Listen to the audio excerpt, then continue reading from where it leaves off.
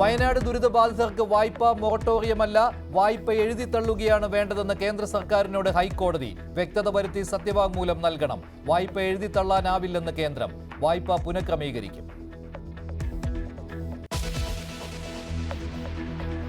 വിഴിഞ്ഞം തുറമുഖത്തിന് viability gap fund വാങ്ങാൻ മന്ത്രിസഭാ തീരുമാനം. വായ്പയായി തന്നെ സ്വീകരിക്കാമെന്ന് സംസ്ഥാന സർക്കാർ കേന്ദ്രത്തെ അറിയിക്കും. കൈപ്പറ്റുക 818 കോടി രൂപ.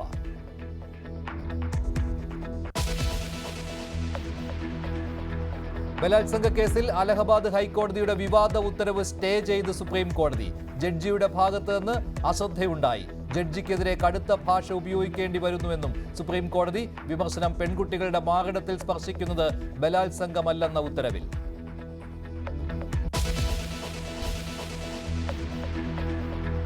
ലോകകപ്പ് ഫുട്ബോളിന് യോഗ്യത നേടിയ അർജന്റീന. നേട്ടം യുറുഗ്വായ് ബൊളീവിയ മത്സരം സമനിലയിലായതോടെ.